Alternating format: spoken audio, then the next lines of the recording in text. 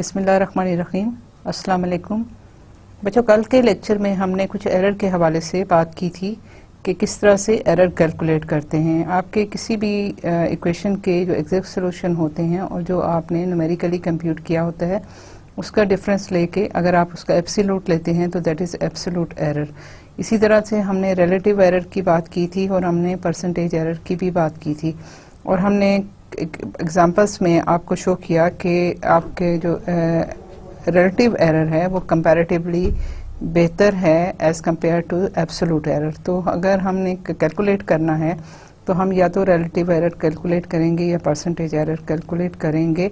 लेकिन ये है कि जो हम आगे बढ़ते जाएंगे तो हमारी इक्वेशंस डिफरेंट होती जाएंगी, हमारे पास सिस्टम ऑफ इक्वेशन आएगा तो उसमें फिर मैं आपको बताऊंगी कि एरर किस तरीके से कैलकुलेट किया जाता है। लेकिन बेसिकली जो बेसिक कॉन्सेप्ट है वो यही है कि आप जो है वो डिफरेंस कैलकुलेट करते हैं एक्चुअल सोल्यूशन का, एग्जैक्ट सोल्यूशन का, और जो कंप्यूटेड वैल्यूज होती हैं उसके डिफरेंस से आपको एरर पता चलता है। लेकिन फिर यह है कि किस टाइप का एरर आपको ज़्यादा अच्छी इन्फॉर्मेशन देता है, ज़्यादा रिजल्ट को कम्प्रिहेंसिव बनाने में मदद देता है, वो आपको उसमें रिलेटिव और परसेंटेज एरर जो हैं वो ज़्यादा बेहतर हैं as compare to absolute error के। इसी तरह से बाकी जो एरर इन्वॉल्व कैसे होते हैं कंप्यूटेशन में उसके हवाले से हम आज आपको बताते हैं कि क्या होता है। The main source of error are gross error, error in original data, round off error, truncation error, they all cause the same effect. ठीक है कि आपका जो है वो रिजल्ट जो है वो एग्जैक्ट नहीं से दूर होता चला जाता है जो ये एरर्स आपके बढ़ते चले जाते हैं। और इन एरर्स को बेसिकली हमारा पर्पस है कि हम न्यूमेरिकल कंप्यूटेशन में बेसिक पर्पस ये है कि आप इन एरर को मिनिमाइज करते हैं। जब ये एरर मिनिमाइज हो जाते हैं तो आपके रिजल्ट जो हैं वो बहुत क्लोज आ जाते हैं आपके एक्चुअल रिजल्ट से। ये तमाम के तमाम जो हैं वो आपको डाइवर्ट करते हैं, diversion from the exact answer. ठीक है, some errors are small and may be neglected. ठीक है, कुछ में होता है कि अगर छोटा है एरर मतलब आपके डिपेंड करता है किस टाइप का आपका प्रॉब्लम है तो आप उसको निगलेक्ट भी कर सकते हैं, वाइल अदर्स में बी डिवास्टेटेड इफ़ ओवरलुक्ड। ठीक है कि अगर हम उनको इग्नोर कर दें तो वो काफ़ी हमें प्रॉब्लम कर सकते हैं। ग्रॉस एरर क्या होते हैं? Gross errors when humans are involved in programming operations or preparing the input and interpreting the output, blunders or gross errors do occur। ठीक है कि आपने फ़र्ज़ करें कि आपने लिखते हुए कोई गलती कर दी, कहीं आपने डेसिमल पॉइंट लगाना था वो गलत लगा दिया, आपने कहीं पे 57 लिखना था आपने 75 लिख दिया, या आपने कोई चीज़ जो है वो आपकी गलती की वजह से उसमें रह गई, कोई इफ़ेक्ट आपने जब मैथमेटिकल मॉडलिंग किसी प्रॉब्लम की तो उसमें कोई इफ़ेक्ट आपने इग्नोर कर दिया। फॉर एग्जांपल अगर एरोडायनामिक्स की बात करते हैं तो अगर आपका विंड इफ़ेक्ट जो है वो आप इग्नोर कर देते हो तो ऑब्वियसली उसमें फिर वो इफ़ेक्ट जो है शामिल नहीं होगा, तो आपके रिज़ल्ट जो हैं एक्चुअल रिज़ल्ट से मैच नहीं कर रहे होंगे। इसी तरह से कहीं पे ग्रेविटेशनल फोर्स की अगर इफेक्ट डोमिनेटिंग है, उसका असर हो रहा है आपके प्रॉब्लम पे और उसको आप निगलेक्ट कर देते हो, तब भी आपके रिजल्ट जो हैं ऑब्वियसली एग्जैक्ट सोल्यूशन की तरफ नहीं आते। ये जो भी है आपने इनपुट आउटपुट में जो भी आप गलती करते हो तो these are the gross errors. A few examples of these errors are poor definition of the problem. ठीक है, वही मैंने आपसे कहा कि अगर आप विंड में एरोडायनामिक के प्रॉब्लम में विंड को इफेक्ट जो है वो निगलेक्ट कर देते हो या ग्रेविटेशनल फोर्स निगलेक्ट कर देते हो, so this is the poor definition of the problem कि आपने समझा कि उसका इतना ज़्यादा इफेक्ट नहीं होता, विंड का नहीं ज़्यादा इफेक्ट उस पर होगा या ग्रेविटेशनल फोर्स का नहीं इफेक्ट होगा, लेकिन उसका इफेक्ट तो मौजूद है। आपके जो है ना प्रॉब्लम जो है उसकी डेफिनेशन पुअर है। फिर choice of an appropriate in appropriate model. ठीक है कि आपने फ़र्ज़ करें कि आप एक सोल्यूशन निकालना चाह रहे हो, कोई आपका फ्लूइड का प्रॉब्लम है, अगर मैं उसी की एग्जांपल दूं और आप उसको एक पाइप में जो है उसका सोल्यूशन पाइप में फ़्लो हो रहा है तो आप पाइप के बजाय उसको कोई और मॉडल ले लेते हो, कोई डक्ट ले लेते हो या कोई प्लेट्स ले लेते हो और आप उसके कोऑर्डिनेट सिस्टम जो है वो सिलेंड्रिकल नहीं लेते हो, उसके बजाय आप एक्सियल लेते हो, तो obviously there should be a difference of within the exact and the computed result, ठीक है। approximation made in representing physical process, ठीक है। वही बात है कि आप जब physical process कोई भी हो रहा है तो उसमें आप कुछ चीज़ों को इग्नोर करते चले जाओ तो भी आपकी जो है, या आप उसको मतलब कोई वैल्यू है उसमें बहुत क्रिटिकल वैल्यू है तो आपने उसको 10 के बजाय 8 ले लिया, 7 ले लिया या 5 ले लिया डेटा में, तो आपने इस टाइप की अप्रॉक्सीमेशन की तो ऑब्वियसली उससे भी फर्क पड़ेगा। बाय मैथमेटिकल ऑपरेशंस, ठीक है। मिस रीडिंग और मिस कोटिंग द डिजिट्स, ठीक है। वही बात है कि अगर 75 के बजाय 57 आप लिख देते हो, या आप उसको जो डिजिट्स हैं उनको सही तरीके से आप इंटरप्रेट नहीं करते हो, आपने 10⁻³ था 10⁻² लिख दिया, तो ऑब्वियसली फ़र्क तो पड़ेगा। पर्टिकुलरली इन इंटरचेंज और एडजेसेंट डिस्टेंस, वही बात मैं जो कर रही हूँ यही बात है। यूज़ ऑफ इनएक्यूरेट फार्मूला, कि जो फार्मूला आप है जब आप मॉडलिंग करते हो तो हर प्रॉब्लम के लिए एक अपना जो है इक्वेशन बनती है, एक अपने फार्मूला बनता है। तो अगर आप उसको सही फार्मूला नहीं यूज़ करोगे, सही चीज़ नहीं लिखोगे, तो ऑब्वियसली उससे भी आपके रिजल्ट्स पे फ़र्क पड़ेगा।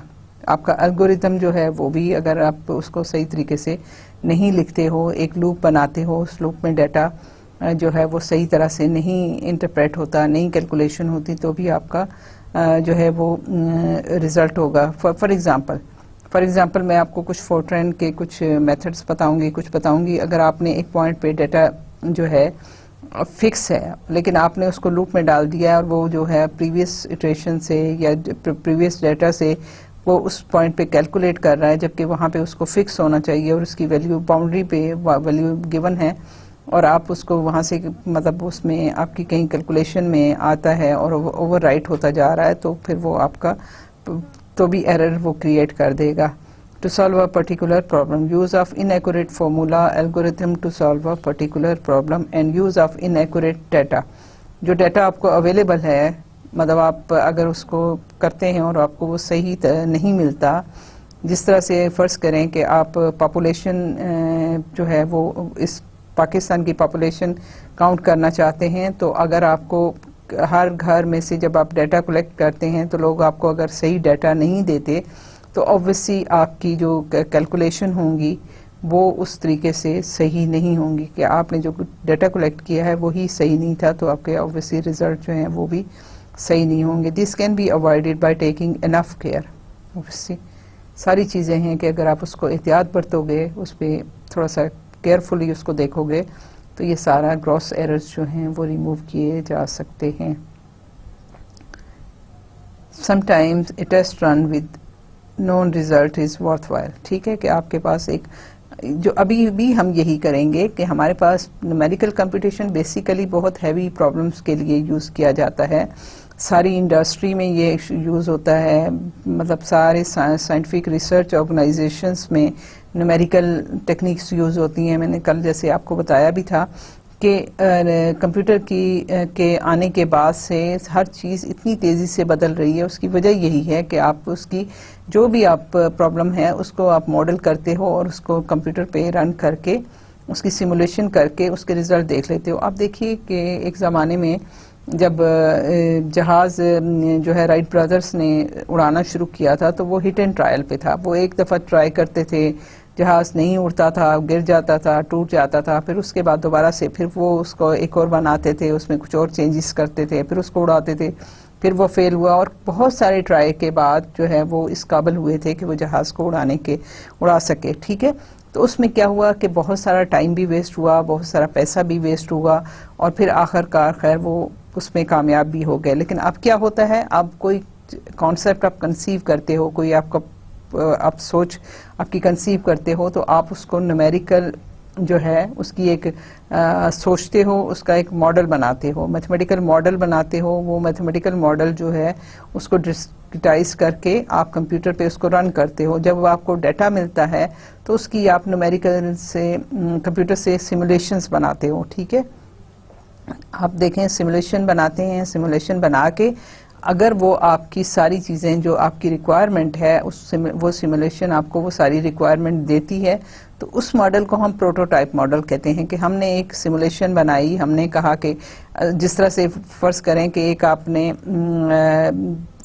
इमेजिनरी जहाज बना लिया और उसकी एक सिमुलेशन बनाई और आप जिस तरह उसको उड़ाना चाहते थे उस तरीके से आपने उसको उड़ा लिया, तो फिर हम क्या करते हैं कि वही जो है रेफरेंस पॉइंट लेके, वही चीज़ें लेके हम उससे बड़ा जो है वो एक्चुअल मॉडल बनाते हैं। और उसमें फेलियर के चांसेस, अगर तो आपने ये किया कि उसमें कुछ चीज़ें अवॉइड कर दी, तो सिमुलेशन में अगर उनको नहीं डाला तो मे बी वो सिमुलेशन आपको रिजल्ट तो दे, लेकिन फेलियर का चांस सिर्फ ये होगा कि जब आपने कुछ चीज़ों को अवॉइड कर दिया, ठीक है। लेकिन ये है कि जब आप सिमुलेशन करते हैं तो बहुत सी चीज़ें उस वक्त भी आपके सामने आ जाती हैं कि ये आपका प्रोग्राम रन नहीं कर रहा, तो आप इसको क्या किस तरह से मॉडिफाई करें। सो हम जो है ये जो छोटे जो आपके ऑलरेडी जब हम अपनी प्रोग्रामिंग करते हैं, जब हम यहाँ पे इक्वेशंस को सॉल्व करेंगे तो हम उन इक्वेशंस को सॉल्व करने की कोशिश करेंगे और उनको सॉल्व करेंगे जिनके ऑलरेडी हमारे पास एग्जैक्ट सॉल्यूशन मौजूद हैं। उससे क्या होगा कि हम अपने एग्जैक्ट सॉल्यूशन जो हमने कैलकुलस को यूज़ करके, हमने डिफरेंशियल डेरिवेटिव्स यूज़ करके, इंटीग्रेशन यूज़ करके अपनी इक्वेशंस को सॉल्व किया था, उनके एग्जैक्ट सॉल्यूशन हमारे पास मौजूद हैं। अब हम उसको न्यूमेरिकली सॉल्व करेंगे और हम देखेंगे कि हमारे वो न्यूमेरिकल सॉल्यूशन अपने हमारे एग्जैक्ट सॉल्यूशन के साथ कितना मैच कर रहे हैं। तो हमें वो कंफर्मेशन हो जाएगी कि हमारा न्यूमेरिकल टेक्निक जो है, वो मेथड जो है वो सही है। तो ये है कि इसके लिए भी यही है कि हम ग्रॉस एरर्स को अवॉइड करने के लिए बेहतर है कि हम कोई एक वेल नोन प्रॉब्लम जो है उसको लेके उसको मॉडल करें, उस पर हम अपना काम करें, और जब हम देखें कि उसके एग्जैक्ट सॉल्यूशंस के साथ उसके सॉल्यूशन मैच कर रहे हैं तो फिर उसमें स्लोली आप चेंजेस करें। और जिस तरह आप स्लोली चेंजेस करेंगे उसी तरह आपके रिजल्ट्स पे भी स्लोली इफेक्ट होता जाएगा। मतलब आप अपना डेटा पॉइंट्स जो हैं बहुत उसके क्लोज रखें। फॉर एग्जांपल, अगर आप एक फ्लूइड लेते हैं जो कि न्यूटोनियन है, जो कि सिंपल फ्लूइड है, जैसे पानी है या स्पिरिट है या कोई सिंपल सा है, उसकी इक्वेशन को आप सॉल्व करते हैं, उसके रिजल्ट आपके पास मौजूद हैं, तो फिर आप उसमें नॉन न्यूटोनियन की बात करेंगे तो उसका नॉन न्यूटोनियन का जो पैरामीटर है, नॉन न्यूटोनियन मीन्स के थोड़ा सा आपका फ्लूइड थिक हो जाए या थोड़ा सा और मज़ीद लाइट हो जाए, उसकी नेचर बदल जाए, तो वो जो थोड़ा सा चेंज हो रहा है तो उसकी थोड़ा इफेक्ट जो है वो उसको आहिस्ता फ्लूइड को गाढ़ा करते चले जाएं और आप देखें कि आपके इफेक्ट भी, आपके रिजल्ट्स भी उसी तरीके से स्लोली चेंज होते जाएंगे। तो आपका जो है रिजल्ट जो है फिर आप किसी न किसी नए नतीजे पे पहुंच सकते हैं किसी नए फ्लूइड के साथ। इसी तरह से कोई भी है, जब आप चेंज करते हैं तो आपके पास जो है नोन रिजल्ट्स के साथ आप उसको पहले मैच करते हैं, फिर उसके बाद अपनी रिक्वायरमेंट के हिसाब से अपने एल्गोरिथम को चेंज करते चले जाते हैं। But this is no guarantee of freedom for foolish errors. ठीक है। एरर्स इन ओरिजिनल डाटा, ये तो था ग्रॉस एरर की बात ही जो कि हम गड़बड़ कर सकते हैं अपने प्रोग्राम्स में।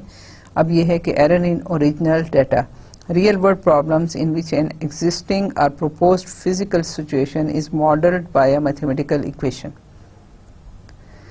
will nearly always have coefficients that are imperfectly known। ठीक है, रियल लाइफ के प्रॉब्लम में आपके पास जो है डाटा होता है उसमें एरर्स हो सकती हैं, उसमें आप सही तरह से आपको नहीं पता हो सकता।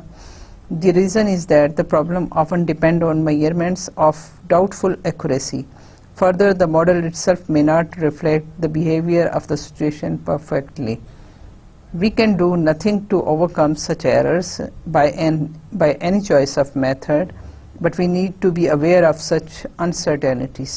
ठीक है कि हमें कुछ सिचुएशन, कुछ जब हम मॉडल कर रहे होते हैं तो उसमें एग्जैक्ट हमें चीज़ें पता नहीं होती, तो जो कुछ हमें मालूम होता है हम उसके अकॉर्डिंगली अपना मॉडल करते हैं, तो वहाँ पे कुछ प्रॉब्लम्स रह जाती हैं, कुछ चीज़ें जो हम फोर्सी कर देते हैं, जो हम इग्नोर कर देते हैं, वो उनकी वजह से हमें एरर जो होता है। लेकिन हमें पता होना चाहिए कि हमें कुछ जो है प्रॉब्लम्स अभी मौजूद हैं जो कि हम नहीं देख पा रहे या हमारा डाटा उतना करेक्ट नहीं है। In particular we may need to perform test to see how sensitive the results are to change in the input information. वही मैं आपको कह रही थी ना कि थोड़ा आप चेंज करेंगे, थोड़े आपके रिजल्ट जो हैं चेंज होने चाहिए, तो तब आपकी स्टेबिलिटी होती है। अदरवाइज आपका एल्गोरिथम या आपका जो प्रोसीजर है वो भी गलत हो सकता है।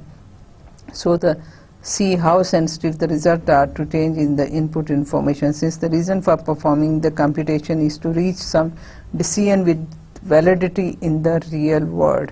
Sensitivity analysis is extremely important. There are errors which arise after a mathematical formulation is obtained. They include not only computational errors in the strict sense, but also those errors which arise because they substitute finite mathematical process. ठीक है, we substitute finite mathematical process.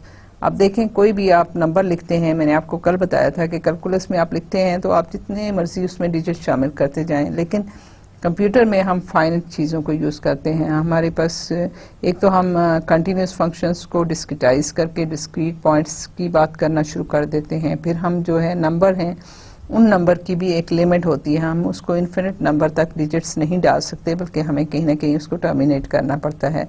So we substitute finite mathematical process for infinite mathematical process. ठीक है, for example the substitution of the sum of finite series for the value of a function.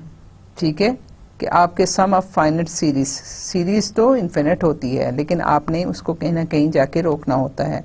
सो उसका जो सम आप लेंगे तो obviously वो नहीं होगा जो इन्फिनिट सीरीज का. There are errors of mathematical approximations. The finite representation of numbers in the machine leads to round off error.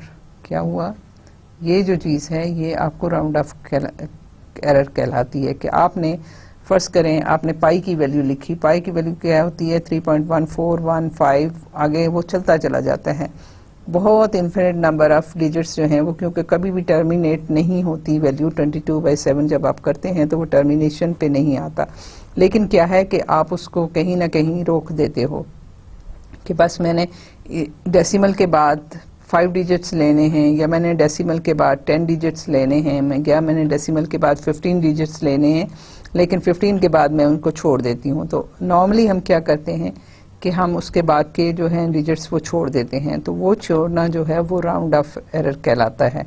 ठीक है, एक इसमें फिर आपके पास जो है एक चॉपिंग होती है, दूसरा ये राउंड ऑफ होता है. चॉप करने का मतलब ये होता है चाहे उसका आखिरी जो पहला जो डिजिट जो हम छोड़ रहे हैं उनमें से पहला अगर 5, 6, 7 हो तो भी हम उसको हटा दें और कुछ भी ना उसको करें. दूसरा तरीका ये होता है कि अगर हमने हमेशा देखा है कि जब हम फाइनाइट नंबर ऑफ डिजिट्स लिखते हैं तो आखिरी डिजिट जो हम छोड़ना चाह रहे होते हैं, अगर वो 5 या 5 से ग्रेटर होता है तो हम जो अपने रिटेनिंग जो डिजिट्स हैं लास्ट डिजिट में 1 जो है वो ऐड कर लेते हैं. फ़र्ज़ करें कि आपके पास अगर मैं देखूं तो फ़र्ज़ करें 256.3492345672 है. ठीक है, इसमें से मैं ये कितने डिजिट हो गए डेसिमल के बाद 1 2 3 4 5 6 7 8 9 और 10. और मैं इसको सिर्फ जो है 1 2 3 4 5 6 7 डिजिट रखना चाहती हूँ. तो मैं क्या करूँगी, 3 4 9 2 3 4 5. ठीक है, अगर मैं ये 1 2 3 4 5 6 7, ठीक है, तो मैं अगर तो ये मेरे पास है 6 7 2 जो मैं छोड़ रही हूँ. ठीक है, ये जो है छोड़ रही हूँ. अगर मैं इसको यहीं से इसी तरह गायब कर दूँ और ये सारे का सारा ले लूँ तो ये मेरी चॉपिंग हो गई. लेकिन अगर मैं इसको 6 7 2 को अगर मैं इसको छोड़ना चाहती हूँ और मैं ये 5 के बजाय इसमें एक ऐड कर दूँ तो ये 6 4 3 2 9 4 3 और 2 5 6, अगर मैं ये लिखती हूँ तो ये मेरा राउंड ऑफ हो गया कि मैंने उसको आखिरी डिजिट को, बिकॉज ये 5 से ग्रेटर था तो मैंने एक ऐड कर लिया. ठीक है, और अगर ये 5 से लेस होता तो मैं वैसे ही इसको छोड़ देती. तो ये आपका राउंड ऑफ जो है ये आपकी जो है फाइनाइट नंबर ऑफ रिप्रेजेंटेशन में आपके पास जो है वो एरर इस तरीके से इन्वॉल्व होते हैं. whereas the finite representation of process lead to the truncation error. ठीक है, ट्रंकेशन एरर क्या होती है? A term truncation error refers to those errors caused by the method itself. ठीक है, मेथड्स की वजह से जो एरर्स आती हैं उनको ट्रंकेशन एरर्स कहते हैं. For example, caused by the approximation used in the mathematical formula of the scheme. ठीक है, कि आपने एक सीरीज है, उस सीरीज को आप कुछ टर्म्स जो हैं आखिर में छोड़ देते हैं, तो दैट इज द ट्रंकेशन। ठीक है, when a more complicated mathematical expression is replaced with a more elementary formula. ठीक है, कि आपने क्या किया कि आपके पास एक फॉर्मूला आया, लेकिन आपने उसको एक अप्रॉक्सीमेट सीरीज में, जैसे टेलर सीरीज आप कर लें फ्रॉम, ठीक है, कि हमने कोई एक फॉर्मूला जो हमारे पास बहुत कॉम्प्लिकेटेड था, हमने उसको रिप्लेस कर दिया किसी भी सिंपल अप्रॉक्सीमेशन से। फॉर एग्जांपल, जो मैंने सबसे पहले आपको एक एग्जांपल दिखाई थी जिसमें था e raise to the power minus x square. तो हमने क्योंकि हमें इसके लिए इंटीग्रेशन जो है वो नहीं मिल रही थी और नहीं आती, तो हम इसको न्यूमेरिकली, अगर इसकी टेक्निक खैर जो भी है हम बाद में करेंगे, लेकिन अगर मैं इसको किसी से अप्रॉक्सीमेट करना चाहती हूँ, फॉर एग्जांपल मैं टेलर सीरीज यूज़ करना चाहती हूँ, तो इसकी क्या है, ये आपके पास हो जाएगा 1 plus minus x square by 1 factorial हो गया, plus minus x square over 2 factorial. ठीक है, ये मैं आपकी इसकी सीरीज जो है ये मैं आपको बता रही हूँ, ये इसकी सीरीज इस तरह से लिखी जाती है। और फिर ये है कि इसकी फाइनाइट नंबर ऑफ टर्म्स हैं। अब exponential e raise to the power x square को हमने अप्रॉक्सीमेट कर दिया, और अप्रॉक्सीमेट करने के बाद इस सीरीज को भी एक लिमिट तक, लेट से हमने इसको ले लिया minus x square raise to the power 10 आखिरी हमने ली। ठीक है, 10 फैक्टोरियल, और उसके बाद की हम वैल्यूज़ को निगलेक्ट कर देते हैं। तो ये जो ट्रंकेशन है, ये आपने ट्रंकेट कर दिया, हमने बाकी टर्म्स जो आगे थी उनको हमने छोड़ दिया, मींस कि हमने उस फार्मूला में ये रिप्लेस किया, अप्रॉक्सीमेट किया, और फिर आगे जो टर्म्स हैं उनको हमने छोड़ दिया। तो ये आपकी एरर जो है ये ट्रंकेशन एरर कहलाती है। This terminology originates from the technique of replacing a complicated function with a truncated Taylor-Maclaurin series, जैसे मैंने अभी आपको ये चीज़ समझाई है। या बायनॉमियल एक्सपेंशन जो है वो आप उसके साथ करते हैं। इन्फिनिट ज्योमेट्रिक प्रोग्रेशन और एनी अदर अप्रॉक्सीमेशन, कोई भी किसी भी टाइप की आप अप्रॉक्सीमेशन जब लेंगे और फाइनाइट नंबर ऑफ टर्म्स लेंगे, तो आपकी जो एरर होगी that will be the truncation error. For example, the infinite Taylor series e raised to the power x square is equal to 1 plus x square divided by 1 factorial। Exactly मैंने e raised to the power minus x square के साथ लिखा था। यहाँ पे मैं आपको एक और एग्जांपल दे रही हूँ e raised to the power x square के साथ। तो आपके पास x square और स्क्वायर उसका होगा तो x4 हो जाएगा 2 factorial plus x6 over 3 factorial, square का क्यूब है और ये सारी टर्म्स हैं, और लास्ट में जाके कोई n टर्म है जो कि हम ले रहे हैं और उसके बाद हम उसको निगलेक्ट कर रहे हैं। Might be replaced with just the 5 terms. ठीक है, कि आपने एक्स स्क्वायर रेज़ टू और whole raise to the power 5, तो आपने सिर्फ 5 टर्म्स को रखा। ठीक है, और बाकी सारी छोड़ दी। तो ये आपके पास जो है, इसको हमने देखा कि हम इसमें ये आपकी 1 2 3 4 5 सिर्फ 5 टर्म्स आपने रखी, बाकी आपने इग्नोर कर दी। This might be done when approximating an integral numerically. ठीक है, तो ये आपका राउंड ऑफ एरर है। फिर given that I is an integration from 0 to half e raise to the power x square dx। अब इसको जब हम इंटीग्रेट करते हैं तो इसका एग्जैक्ट सोल्यूशन जो है वो आप देखिए कि इसका एग्जैक्ट सोल्यूशन ये गिवन है। ठीक है, अब उसको हम न्यूमेरिकली से देखते हैं। Determine the accuracy of the approximation obtained by replacing the integrand f of x equal to e raised to the power x square with the truncated Taylor series। सो हमने क्या करना है कि ये तो हमारा एग्जैक्ट सोल्यूशन है। ठीक है, इस इंटीग्रल का हमने इसको टेलर सीरीज की हेल्प से हमने देखना है, न्यूमेरिकली इसको सॉल्व करके देखना है कि हमारी जो है वो जब अप्रॉक्सीमेट कर रहे हैं तो हमारा कितना डिफरेंस आएगा इस एक्चुअल रिजल्ट से। सो हम क्या करते हैं कि जो ये इंटीग्रैंड है, ठीक है, ये जो एफ ऑफ एक्स है, this is known as integrand. Integrand को हम टेलर सीरीज से एक्सपेंड करेंगे, जो कि हम इसको लिख रहे हैं कि टेलर सीरीज में क्या है, इसकी value e raise to the power x square की होगी 1 plus x square divided by 1 factorial plus x square of square जो होगा x4 हो जाएगा, x4 divided by 2 factorial plus x square cube जो है 6 हो जाएगा और 3 factorial plus x 8 divided by 4 factorial के हम इसकी सिर्फ 5 टर्म्स ले रहे हैं, ठीक है। हम इसकी 5 टर्म्स ले रहे हैं और इसको जब कैलकुलेट करेंगे तो हम देखेंगे कि ये इसके क्या डिफरेंस जो है वो इनके एक्चुअल रिजल्ट में और इस सीरीज को सॉल्व करने, न्यूमेरिकली सॉल्व करने या इसको इंटीग्रेट करने में कितना डिफरेंस है। ये आपने अप्रॉक्सीमेट किया ना, इस इंटीग्रल को जब हमने अप्रॉक्सीमेट किया विद द टेलर सीरीज, तो हम ये देखना चाह रहे हैं कि इन दोनों में किस कदर एरर आता है, जो कि हम कह रहे हैं कि ये बेसिकली हमारा ट्रंकेटेड एरर है। सो हम क्या करते हैं कि हम इस इंटीग्रल को सॉल्व करते हैं और उसको e raise to the power x square के बजाय हम इसको 0 to हाफ लिख के ये सीरीज जो है ये हम सब्स्टिट्यूट करते हैं, तो आपके पास ये अप्रॉक्सीमेटली जो है वो इस सीरीज के बराबर ये इंटीग्रल आ जाता है। It's not equal but it is approximately equal. हम ये सोच रहे हैं कि हमने इतनी टर्म्स ही ली हैं तो काफ़ी हैं कि नहीं। तो जब इसको इंटीग्रेट किया तो ऑब्वियसली अब इसकी इंटीग्रेशन तो बड़ी आसान हो गई ना।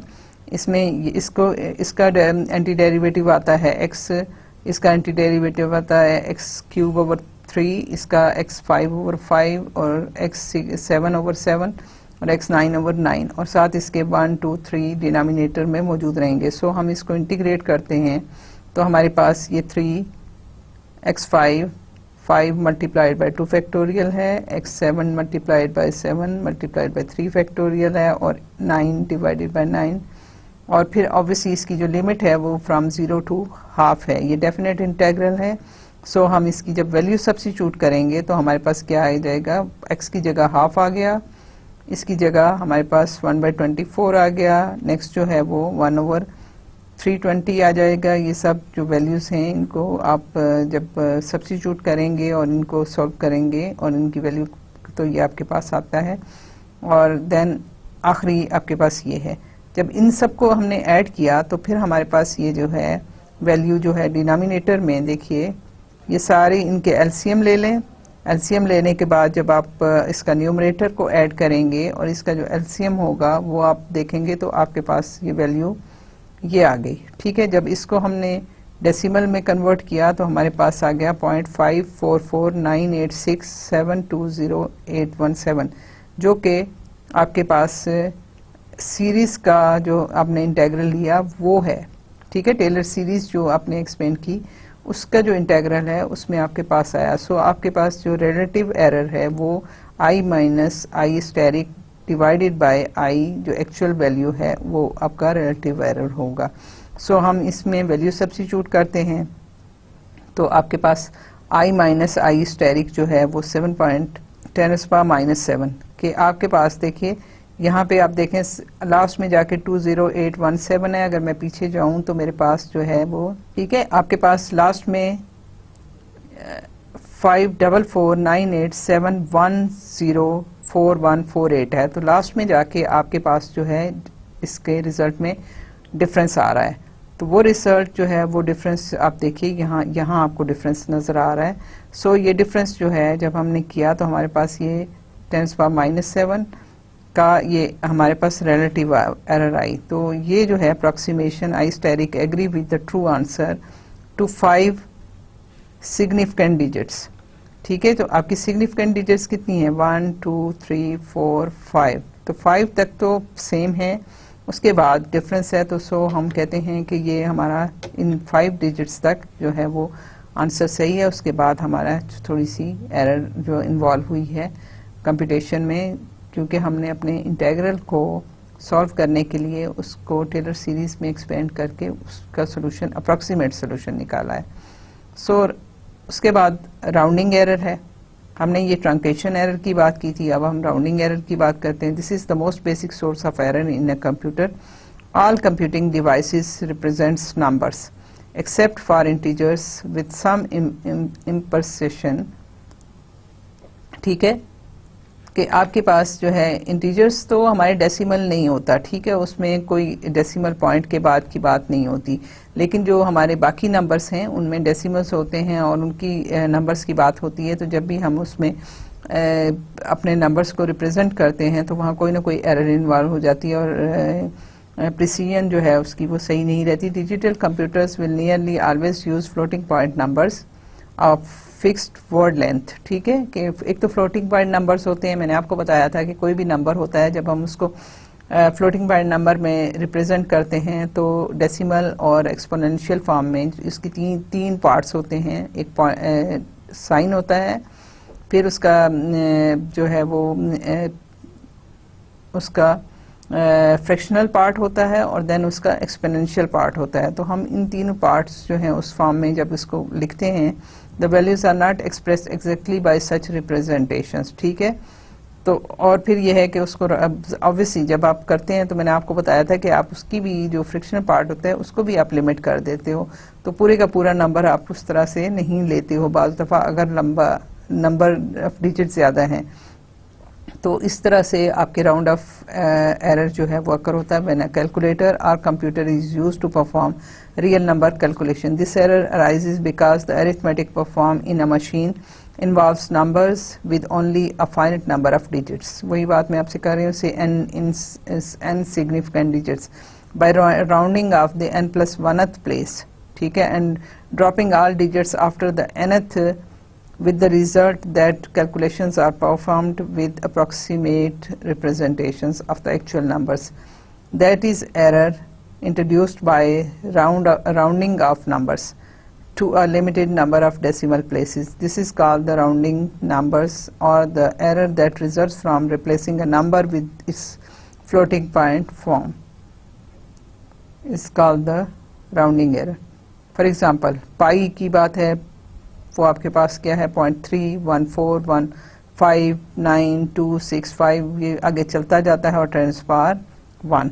ठीक है, तो 5 digit floating point form of pi जो है वो क्या है, यूजिंग द चॉपिंग इज, मैंने आपको चॉपिंग की बात भी बताई थी कि राउंड ऑफ एरर जो है वो साथ चॉपिंग भी होती है, चॉपिंग करें या उसको राउंड ऑफ करें, तो उसमें ये है। अब ये है कि अगर 5 डिजिट्स की बात करते हैं तो ये है 1 2 3 4 5 तक आप करें तो इसके साथ आपके पास ये 9265 जो हैं वो हट जाएंगे, तो आपके पास ये नंबर सिर्फ इस तरह से लिखा जाएगा। ठीक है, which is 3.1415 and is called the chopping floating point representation of pi। Since 6th digit of the decimal expansion of pi is a 9, and the floating point form of pi using 5 digit rounding is, अब देखिए chopping में हमने क्या किया, chopping में हमने सिर्फ chop कर दिया। ठीक है, इसको कि 9265 और उससे आगे की तमाम जो हैं डिजिट्स हैं वो हमने छोड़ दिए, लेकिन जो राउंडिंग फ्लोटिंग पॉइंट रिप्रेजेंटेशन है उसमें हमने ये किया कि क्योंकि हमारा लास्ट डिजिट जो था दैट वाज ग्रेटर देन 5, तो हमने क्या किया कि हमने यहाँ पे एक नंबर 0.000001 जो है वो इसमें ऐड कर लिया। ठीक है, हमने ये ऐड किया तो हमारे पास क्या हुआ कि ये 5 के बजाय ये अब यहाँ पे आपके पास 6 आ गया। हमने यहाँ पे एलिमिनेट कर दिए ये सारे के सारे, यहाँ से हमने चॉप किए, लेकिन हमने इसके साथ इस 9 के बजाय जब इसको रिमूव किया तो इस डिजिट को हमने 1 प्लस कर दिया, तो वो जो है वो आपकी राउंडिंग फ्लोटिंग पॉइंट रिप्रेजेंटेशन कहलाती है। लेकिन अगर हम इसको कुछ भी नहीं करते, सिर्फ चॉप कर देते, तो वो चॉपिंग फ्लोटिंग पॉइंट रिप्रेजेंटेशन आपकी कहलाती है। तो उसमें चॉपिंग में काफ़ी एरर इन्वॉल्व हो सकता है, लेकिन राउंडिंग में एरर जो है वो कम होता है as compare to chopping. The error that results from replacing a number with its floating point form is called the round off error, regardless of whether the rounding or chopping method is used। ठीक है, कि round off error तो है, लेकिन फिर उसके बाद कि ये राउंडिंग जो है वो चॉपिंग है या राउंड ऑफ है। ठीक है, when 2 3 digit numbers are multiplied together, their product has either 5 or 6 places। ठीक है, अगर जब आप 3 नंबर्स को ज़ाहिर है मल्टीप्लाई करते हो, 3 डिजिट्स हैं, दो नंबर्स हैं जिनके 3 डिजिट्स हैं, तो जब आप उनको मल्टीप्लाई करते हो तो उसमें फिर या तो आपको 5 नंबर या 6 नंबर मिलते हैं। ठीक है, आपके जो रिजल्टेंट डिजिट आता है, नंबर आता है, उसमें 5 या 6 डिजिट्स मौजूद हैं। फॉर एग्जांपल आपने ये इसको मल्टीप्लाई किया 0.236 मल्टीप्लाई मतलब 2.36 हुआ, ये आपने लिखा है इसको फ्लोटिंग पॉइंट अरिथमेटिक की फॉर्म में, तो दिस इज 0.236 मल्टीप्लाई बाय 10⁻⁴ और इसको आप मल्टीप्लाई कर रहे हैं 0.127 मल्टीप्लाई बाय 10⁻1 से, तो आपके पास रिजल्टेंट जो आएगा that will be either 5 digits और 6 डिजिट्स। ठीक है, तो आपने जब इसको मल्टीप्लाई किया तो ये हमारे पास ये मल्टीप्लिकेशन मैंने सिंपल लिखी है कि आप किस तरह से इसको मल्टीप्लाई कर रहे हो। तो यहाँ से आपके पास आ जाता है, जो रिज़ल्ट आता है वो 2 है, 7 है, 6 6 12, 7 19। ठीक है, और फिर ये आपने 19 और यहाँ 2 6 और ये 9 आ गया और ये 2 आ गया। और क्योंकि हमारे पास जो है वो डेसिमल आप देखिए 1 2 3 4 5 6 है, तो 1 2 3 4 5 6 के बाद हमने डेसिमल प्लेस करना है। सो इसकी जो मल्टीप्लिकेशन आ गई वो हमने ये कर दी, तो आपके पास नंबर ऑफ डिजिट्स आप देखिए कि इतने आ गए। और ऑब्वियसली इन दो को जब आपने मल्टीप्लाई किया तो ये 10⁻2 आ गया।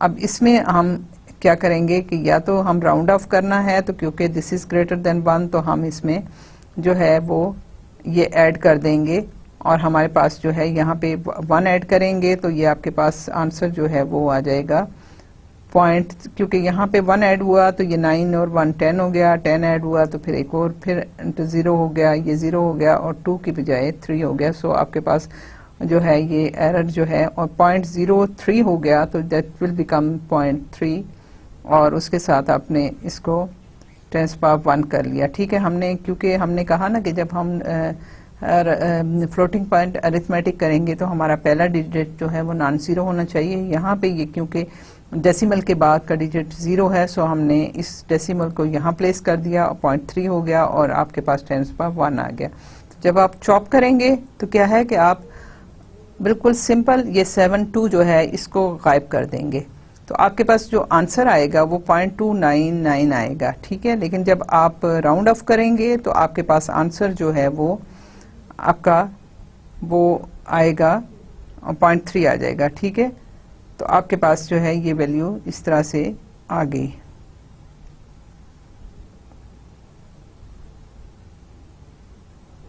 When machine drop without rounding, which is called chopping, this can cause serious troubles.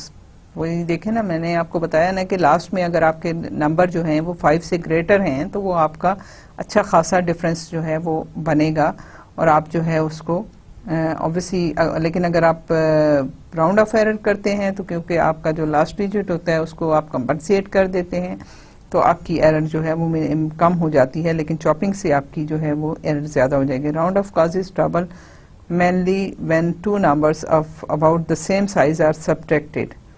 अब ये देखिए कि कंप्यूटर में हमेशा जहाँ भी मैंने आपको पिछले लेक्चर में बताया था कि जहाँ भी माइनस का साइन हो हम चाहेंगे कि हम उसको अवॉइड कर दें।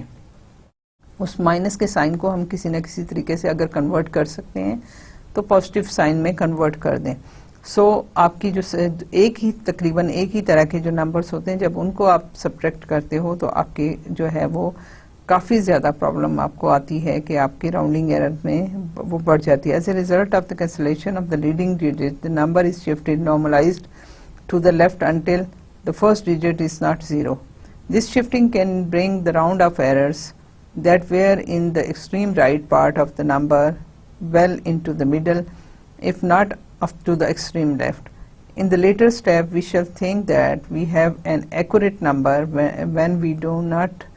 ठीक है, आपकी ये है कि जब आप माइनस करते हैं और आपके पास जो है वो आप दो एक ही तरह के नंबर होते हैं तो पता नहीं कहाँ जाके वो जो है उनका डिफरेंस आता है। सो आपकी जब कैंसिलेशन होती है तो वहाँ पे आपको प्रॉब्लम आती है। सो हम जो है मैंने आपसे कहा कि आपको अवॉइड करना चाहिए जहाँ पे भी माइनस साइन हो। Second more insidious trouble with the round of error, especially with chopping, is the presence of internal correlation between numbers in the computation, so that step after step the small error is always in the same direction and one is therefore not under the protective umbrella of the statistical average behavior। क्या है कि अगर वो एक ही तरह से अगर error है पॉजिटिव है तो वो एक ही तरह से फंक्शन अगर इंक्रीजिंग फंक्शन बनता जा रहा है तो वो इंक्रीजिंग बनता जाएगा, अगर डिक्रीजिंग है तो डिक्रीजिंग बनता जाएगा विद नेगेटिव साइन, लेकिन एरर जो है वो एक ही डायरेक्शन में होगी तो वो ऑब्वियसली वो उसमें बढ़ती चली जाएगी। Accumulated round off errors and local round off error. Accumulated क्या है कि आपके पास डिफरेंट नंबर्स हैं, आप बहुत सारी आपके पास टर्म्स हैं, उन सबको आप प्लस करते जा रहे हो, तो क्या है कि एक फर्स्ट जो प्लस माइनस हो रहा है या मल्टीप्लिकेशन हो रही है, वो वहाँ पे कुछ एरर इन्वॉल्व होती है, नेक्स्ट टर्म में फिर कुछ एरर इन्वॉल्व होती है, उससे नेक्स्ट टर्म में फिर कुछ और एरर इन्वॉल्व होती है। तो जब सबको इकट्ठा करते हैं तो दैट इज़ द एक्यूमुलेटिव जो है वो एरर आ गई आपकी, राउंड ऑफ एरर। ठीक है, तो लोकल राउंड ऑफ एरर है कि एक टर्म की एरर आपके पास है। तो अभी हम इसकी कुछ एग्जांपल भी करके देखेंगे कि कैसे होता है। Analysis of the round off error present in the final result of a numerical computation, usually termed the accumulated round of error, and the error resulting from individual rounding or truncating operations are called the local round of errors. Error accumulation in computation, error accumulation in addition, कि add करते हुए कितनी error. अब इसके लिए let us consider the addition of two numbers p and q, the true values with the approximate values। ठीक है, आपके पास क्या है कि कोई भी दो नंबर हैं p और q, जो कि ये ट्रू वैल्यूज हैं, उसके साथ आपने कहीं कैलकुलेट किए हैं p और q, और उनकी एग्जैक्ट सोल्यूशन आपके पास है p और q। हम दो नंबर हमने कैलकुलेट किए हैं जिनकी एक्चुअल जो है रिजल्ट्स हैं वो p एंड q हैं, और उसमें हमने कोई सीरीज यूज़ की या किसी तरीके से भी हमने एक अप्रॉक्सीमेट उसकी वैल्यू कैलकुलेट की, p asterisk and q asterisk. ठीक है, तो आपके पास क्या है कि एक्चुअल वैल्यूज आपके पास p हैं और उसकी अप्रॉक्सीमेट वैल्यू p स्टेरिक है, एक्चुअल वैल्यू q है और उसकी q स्टेरिक है। तो हम जब एडिशन दोनों नंबर्स की करेंगे तो हम देखना चाहते हैं कि उसकी एक्यूमुलेटेड जो है एरर वो क्या है। सो हम उसके लिए क्या करते हैं कि हम मेथड यूज़ करते हैं कि लेट अस से कि p की वजह से जो आपके पास एरर इन्वॉल्व हो रही है दैट इज़ एप्सिलॉन p है, और जो q की एरर जो इन्वॉल्व हो रही है वो आपके पास एप्सिलॉन q है। तो फिर हम उसको इस तरह से लिख सकते हैं कि p जो है वो एक्चुअल वैल्यू है and p will be equal to p asterisk plus epsilon p, कि ये एरर जब हम इसमें इन्वॉल्व करते हैं, इसको ऐड करेंगे तो हमें एक्चुअल वैल्यू मिलेगी। सिमिलरली हमें q जो है वो q asterisk plus epsilon q है। तो जब इन दोनों नंबर्स को हम ऐड करते हैं, let's z equal to p plus q। ठीक है, ये एक और नंबर है जो कि एक्चुअल दोनों वैल्यूज़ को जब हमने ऐड किया तो हमें एक और नंबर मिला c। Late us say z is equal to p plus q। तो आपके पास क्या है, इसके साथ जो एरर इन्वॉल्व हुई है, जब नंबर को ऐड किया तो ऑब्वियसली दोनों नंबर्स की एरर भी ऐड हो जाते हैं, और उसके साथ हम उसको z के साथ हम रिलेट कर रहे हैं एरर को एप्सिलॉन z के साथ। तो फिर z स्टेरिक जो है वो आपके पास क्या होगा, p asterisk plus q asterisk. Obviously जब हमने z को इस तरह से इन्वॉल्व ऐड किया तो z स्टेरिक जो कैलकुलेटेड वैल्यू है वो आपके पास ये आ गई। Then the sum is z asterisk is equal to z plus epsilon is equal to p asterisk plus epsilon asterisk. ठीक है, जब इसमें आपके पास एरर इन्वॉल्व हुई, या इसको अगर हम लिखें तो p जो है z को हम z स्टेरिक के साथ रिलेट करते हैं, और p जो है वो p के साथ इस तरह से रिलेट होगा। तो हमारे पास क्या आएगा, p asterisk plus epsilon p plus q asterisk plus epsilon q। ठीक है, हमारे पास क्या चीज़ है कि ये जो z है दैट इज़ इक्वल टू, अगर मैं यहाँ लिखना चाहूँ तो मैं इसको लिख भी दो सकती हूँ कि this is z equal to z asterisk plus error in z। ठीक है, तो दिस विल बी, क्योंकि z जो है इटसेल्फ जो है वो p प्लस q है, तो p को हमने p asterisk plus epsilon p लिखा, q को हमने q asterisk plus q epsilon लिखा, तो उससे हमारे पास ये इक्वेशन आ गई। ठीक है, this will be equal to p asterisk plus q asterisk plus epsilon p plus epsilon q। ठीक है, तो अब क्या है, हमारे पास z asterisk is equal to p asterisk plus q asterisk है। तो हम इसको यहाँ से इनको कैंसिल आउट कर सकते हैं क्योंकि इक्वल हैं।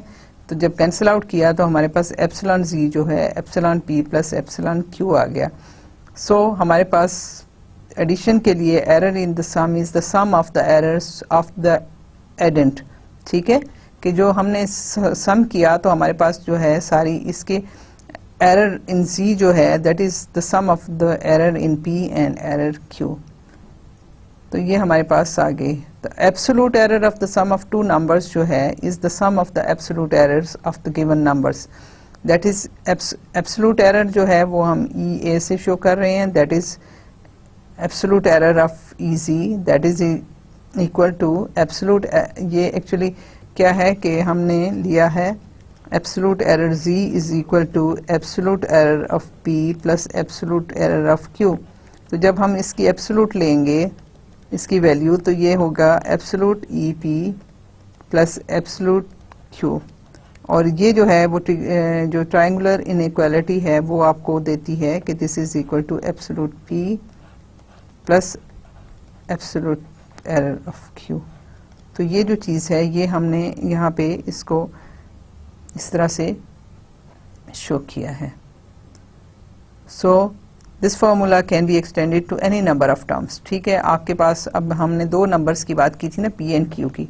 There can be any number, 10 हो सकते हैं, 20 हो सकते हैं, 100 होते हैं, कोई भी हो आपके पास, वो सारे के सारे इसी तरह से होंगे। That is epsilon 1, epsilon 2, epsilon 3, और ये सारे n टर्म्स हैं आपके पास। इनके एरर्स जो हैं आप इसको ऐड करेंगे तो आपकी एब्सोल्यूट एरर जो है, तो absolute errors of all number, sum of absolute number of, ठीक है। तो रिलेटिव एरर जो है वो आप कैलकुलेट करें तो आपके पास क्या है, absolute error divided by the real value. ठीक है, absolute number of real value, तो रिलेटिव एरर आपका कैलकुलेट होता है absolute error divided by the sum of the given numbers. ठीक है, तो आपके पास जो है वो आपके वैल्यू आ गई relative error divided by the absolute value of the sum of the numbers. ठीक है, तो आपके पास ये यहाँ से जब आप करेंगे तो आपके पास ये वैल्यू जो है यहाँ से कैलकुलेट हो जाती है। अब ये तो हमने देखा सम में हमने देखा कि कोई इतना बड़ा मसला नहीं है सम की, जो हर एरर जो है, लेकिन वो एक्यूमुलेट हो रही है। ठीक है, हर एक पोर्शन, हर एक नंबर की एरर जो है वो दूसरे में ऐड होती जा रही है, और अल्टीमेटली आपको टोटल एरर जो है वो सम ऑफ ऑल दोस नंबर्स जो है वो मिलती है। मल्टीप्लिकेशन में क्या होता है, मल्टीप्लिकेशन में the propagation of error in multiplication is more complicated. Let z is equal to p q। ठीक है, ये मल्टीप्लाई हो रहा है, दोनों नंबर्स मल्टीप्लाई हो रहे हैं। हमने प्रीवियस एग्जांपल में किया है कि हमारे पास p जो है p asterisk plus epsilon p है, और q जो है q asterisk plus epsilon q है। सो हमारे पास, और z स्टेरिक जो था that was c equal to z asterisk plus epsilon c था। तो सो हमारे पास जो है ये p स्टेरिक जो है वो हमारे पास आ गया, p स्टेरिक q स्टेरिक। तो प्रोडक्ट जो है वो हमारे पास z जो है p q आ गया, और यहाँ पे हमने प्रीवियस से इसको मल्टीप्लाई किया। तो अब जब इसको मल्टीप्लाई करेंगे तो हमारे पास क्या आएगा, p asterisk q asterisk plus p asterisk epsilon q plus epsilon q asterisk epsilon p and epsilon p and epsilon q। और हम ये कह रहे हैं कि ये एरर जो हैं स्मॉल हैं, स्मॉल नहीं होंगे तो ऑब्वियसली ये तो और बड़ा मसला बन जाएगा। सो हम सपोज कर रहे हैं कि दीज आर स्मॉल। सो जब इनको मल्टीप्लाई कर रहे हैं तो ये आ गया p asterisk q asterisk plus p asterisk epsilon q plus q asterisk epsilon p और plus epsilon p epsilon q। ठीक है, hence if p steric and q steric they are larger than 1 in absolute value, the terms p steric epsilon q and p steric epsilon p, they show that there is a possibility of magnification of the original data। कि अगर ये values जो हैं ये बड़ी हैं तो obviously जो जब multiply करेंगे तो that can be a large number। इसी तरह से ये भी लार्ज नंबर हो सकता है। सो आपके जो है ओरिजिनल डाटा में जो है वो काफ़ी डिफरेंस आ सकता है। Rearrange the terms to get p q minus P asterisk p q. ठीक है, आपके पास जो है वो आप एप्सिलॉन क्या है आपके पास जो है, अगर हम इसमें देखें तो z इक्वल टू हमारे पास था z equal to z asterisk plus epsilon z। So हम एप्सिलॉन z को लिख सकते हैं z माइनस z स्टेरिक। ठीक है, और z जो है वो पी क्यू है और z स्टेरिक जो है p स्टार q स्टार है। सो हम इसको दोबारा से यहाँ पे लिखते हैं कि पी क्यू जो है हमने कैलकुलेट किया है यहाँ से। सो हम p की वैल्यू यहाँ से लिख रहे हैं क्योंकि हमारे पास पी क्यू की वैल्यू ये है, पी स्टेरिक क्यू स्टेरिक और ये सारी की, और minus P asterisk Q asterisk है। सो ये पी स्टेरिक क्यू स्टेरिक और ये P asterisk Q asterisk cancel out हो जाता है, और बाकी जो है वो सारी की सारी टर्म जो है वो आपके पास जो है वो इस उसमें वैल्यूज आ जाती हैं। ठीक है, अब suppose that p is not equal to 0 and q is not equal to 0। अगर तो 0 हो जाए तो फिर तो ये जस्ट मल्टीप्लाई करेंगे तो आपका एरर की मल्टीप्लिकेशन आ जाती है। अगर ये 0 नहीं है तो फिर क्या है कि हम इसको एप्सिलॉन z को डिवाइड करें p से और q से। ठीक है, तो हम हमारे पास जो एक्चुअल जो वैल्यू है, जो हम एब्सोल्यूट रिलेटिव एरर कैलकुलेट करते हैं, तो हमारे पास क्या आ जाता है, EZ divided by PQ and this is equal to P asterisk epsilon P over PQ plus Q asterisk epsilon P over PQ plus epsilon Q divided by PQ। अब इसके अलावा हम ये सोचते हैं कि P asterisk over P is approximately equal to 1 के हमने कहा ना कि एरर हम स्मॉल रखेंगे। अगर स्मॉल नहीं है तो फिर तो बहुत ज़्यादा प्रॉब्लम हो जाती है, हम उसको अफोर्ड नहीं कर सकते। सो हम सपोज ये कर रहे हैं कि हमारी एक्चुअल वैल्यू और हमारी अप्रॉक्सीमेटेड वैल्यू जो है ऑलमोस्ट एक दूसरे के बहुत क्लोज हैं, बहुत स्मॉल एरर है।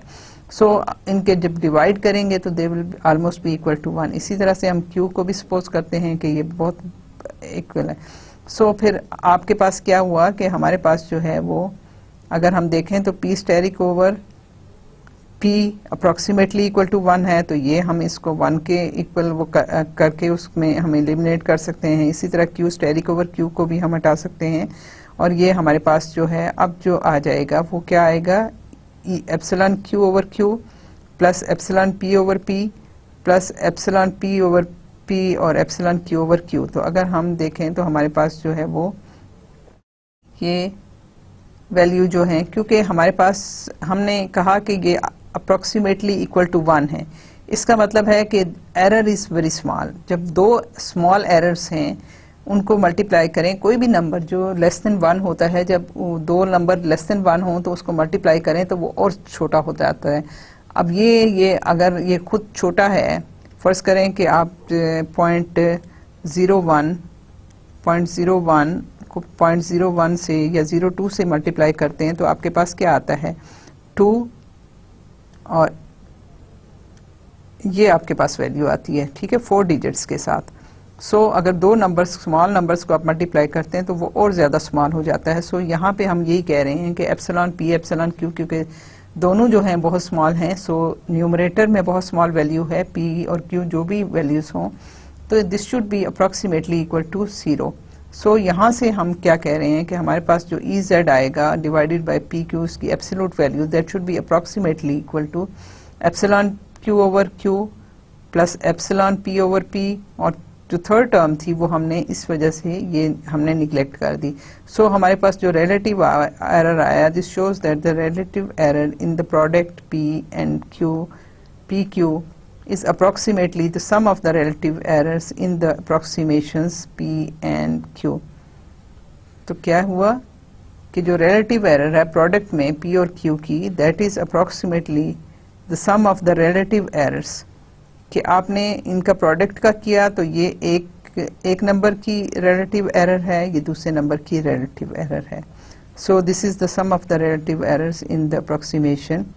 सो हमने एडिशन में किया था कि करस्पॉन्डिंग एलिमेंट्स की एरर जो है सम करें तो आपको मिलता है, और रिलेटिव एरर जो है प्रोडक्ट में भी आपने ये देख लिया, that is the relative error modulus of the product of two numbers does not exceed the sum of the relative error moduli. ठीक है, कि आपके पास जो है ये हमेशा इसी के ऑलमोस्ट इक्वल होगी।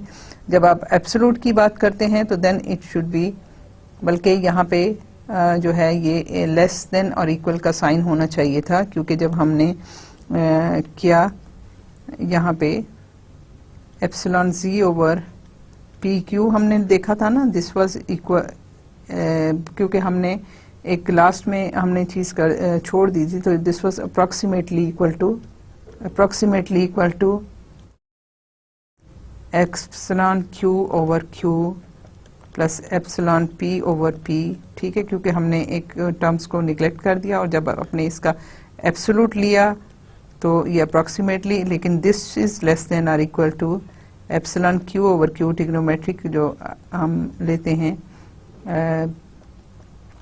ट्रायंगुलर इनइक्वालिटी लेंगे तो आपके पास ये जो है ये आ जाएगा, this should be less than or equal to. So यहाँ पे बेसिकली ये जो है ये लेस देन आर इक्वल का साइन जो है यहाँ पे होना चाहिए था।